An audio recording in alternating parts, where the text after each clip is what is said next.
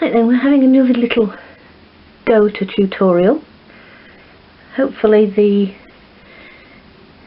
distance setting on the camera is better for this one, so you'll be able to see what I'm doing better. If you've seen the other video, see I've done much more on this cord. I'm having a little break at the moment and I'm going to do this ribbing. In reality I shouldn't have done this ribbing until I'd done this cord, but I wanted to have a go at doing a ribbing. This is what we call a line of staggered diagonals, which is very similar to stem stitch in English embroidery, and it's done in,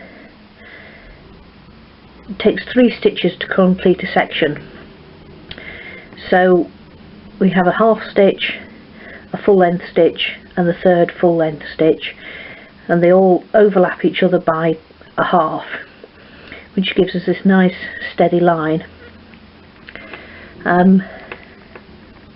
I always have problems with this particular technique, getting a nice thin even line, and when I went on my phase 10 class, Kazumi, our tutor,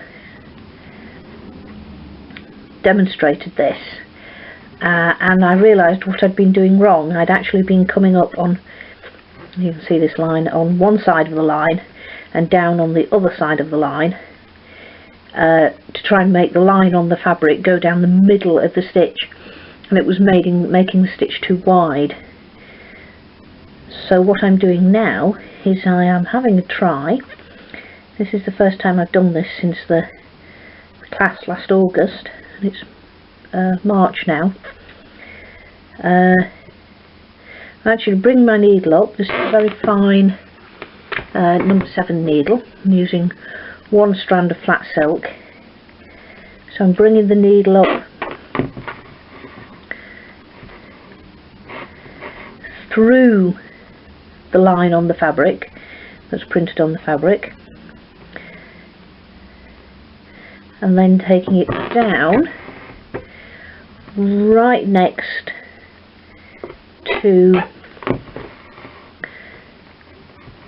the previous stitch, and I'm hoping to get a nice even line on here with a nice smooth curve to it.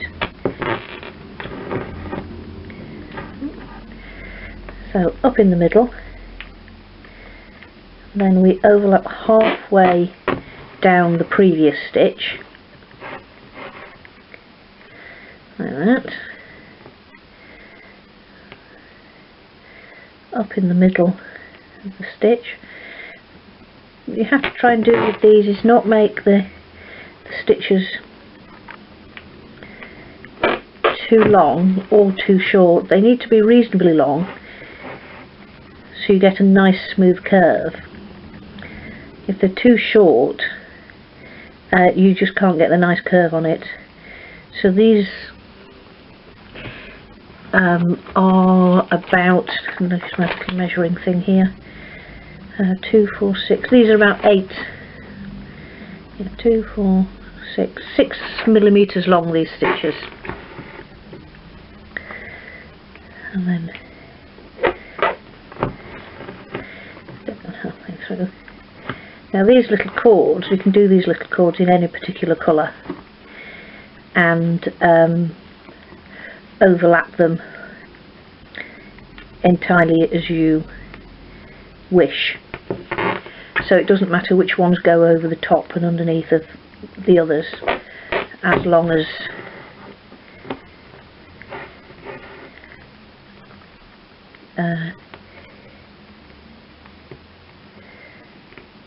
you follow the rules of doing 1 point open space.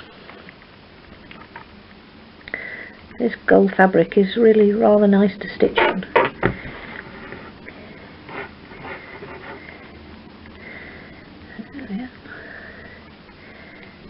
And I'm going to make this one, because this is just a test. I just wanted to have a go at this particular technique, as I say, because I've not done it since last August. Actually, no, before then. I only watched Kazumi, oh, there's a bit of fluff there, do the demonstration last August. So, re-thread the needle. I wanted to have a little practice this morning.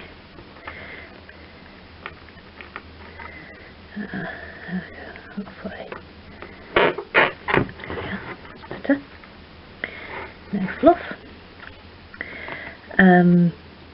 Just to have a go at it, and to have another try with getting this videoing lark done. See if we can get it sorted out. It's difficult on the gold fabric to actually take pictures or video because the light bounces so much off the gold fabric that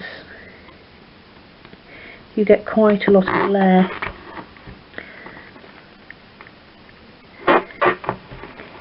In the camera. This morning it's actually fairly bright, so what I've done is I've left my lamp switched off for this particular experiment, and we will see how it works out.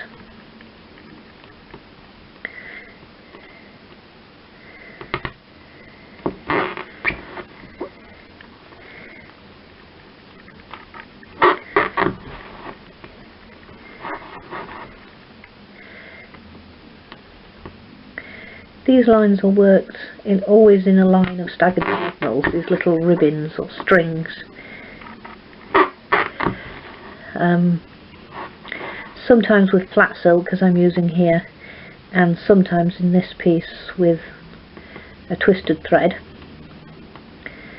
And they're also worked in a set of either 4 stitches or 3 stitches. As I said earlier, this is the 3-stitch method. So each stitch overlaps the previous one by a half, which means it takes you 1, 2, 3 stitches to actually complete the unit. The 4-stitch methods actually only overlaps by a third, which means it takes 4 stitches to complete the unit. And if you do that technique, you get a slightly thicker line, and it's just a very slight variation on a theme. Right, so we're going to finish this one here.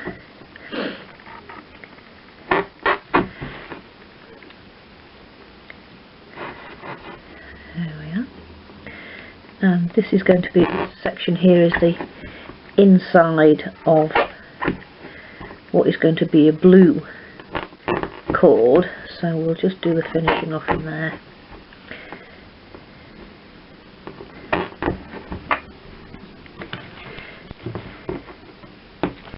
There we are.